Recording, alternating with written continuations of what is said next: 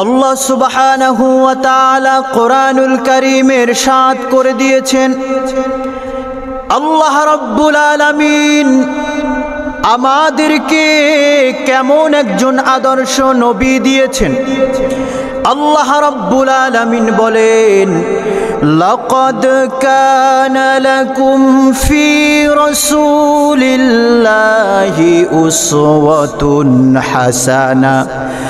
আল্লাহ রাব্বুল আলামিন বলেন, ও আমার গোলাম,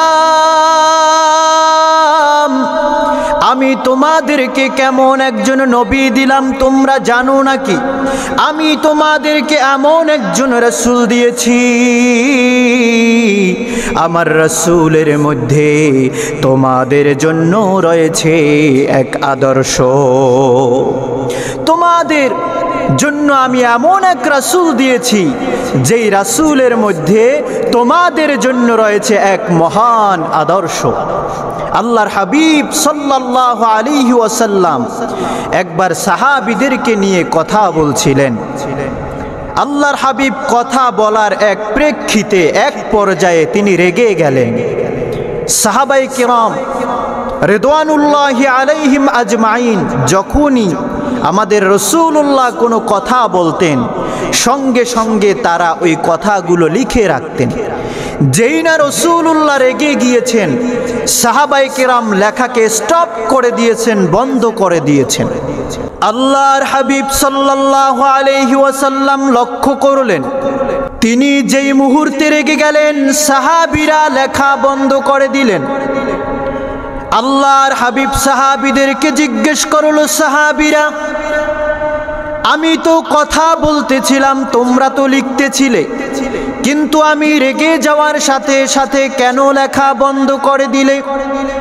সাহাবায়ে কেরাম রিদওয়ানুল্লাহি তাআলা আলাইহিম আজমাইন জবাব দিলেন, ইয়া রাসূলুল্লাহ, ইয়া হাবিবাল্লাহ, আমরা আপনার স্বাভাবিক কথাগুলো লিখছিলাম, কিন্তু আপনি যেই রেগে গিয়েছেন আমরা সঙ্গে সঙ্গে স্টপ হয়ে গিয়েছি, আর কথাগুলো লিখতে চাচ্ছি না।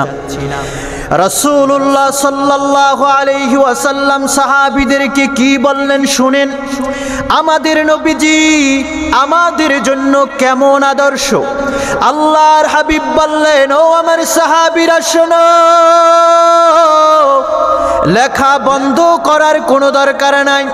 আমি যেই কথার প্রেক্ষিতে আমি কথা বলছিলাম, যেই পর্যায়ে এসে আমি রাগান্বিত হয়েছি, তোমরা ওই জায়গায় আমি রাসূলুল্লাহর রাগটাও তোমরা লিখে দাও।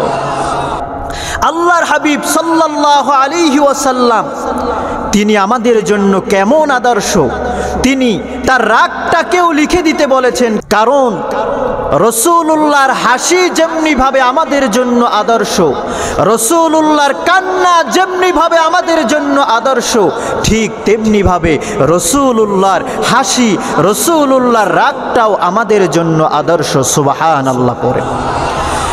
এজন্য আল্লাহর হাবিব সাল্লাল্লাহু আলাইহি ওয়াসাল্লাম আমাদের জন্য কেমন আদর্শবান ছিলেন।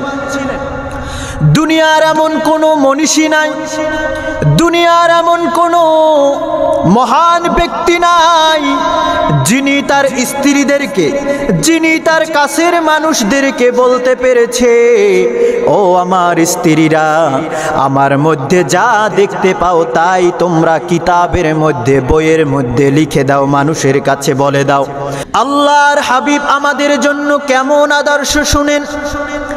আল্লাহর হাবিব যখন তার স্ত্রীদের কাছে যেতেন, স্ত্রীদেরকে ডেকে ডেকে বলতেন, স্ত্রীরা শোনো, তোমরা দিনের আলোতে, রাতের আধারে আমি রাসূলুল্লাহর মধ্যে যা কিছু দেখতে পাও সব কিছু তোমরা মানুষের কাছে বলে দাও। আল্লাহর হাবিব গোপন করার জন্য কিছুই বলেন নাই, কারণ রাসূলুল্লাহর জীবনের সব কিছু আমাদের জন্য আদর্শ।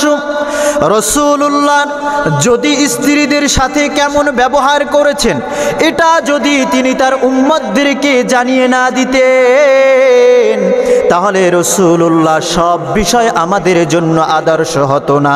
এজন্য রাসূলুল্লাহ আমাদের জীবনের রাজনৈতিক জীবন বলেন, সামাজিক জীবন বলেন, পারিবারিক জীবন বলেন, ব্যবসায়িক জীবন বলেন, লেনদেনের জীবন বলেন, বন্ধুদের সাথে আচরণ, আত্মীয় স্বজনের সাথে আচরণ, সব কিছুর আদর্শ হচ্ছে আমাদের রাসূলুল্লাহ।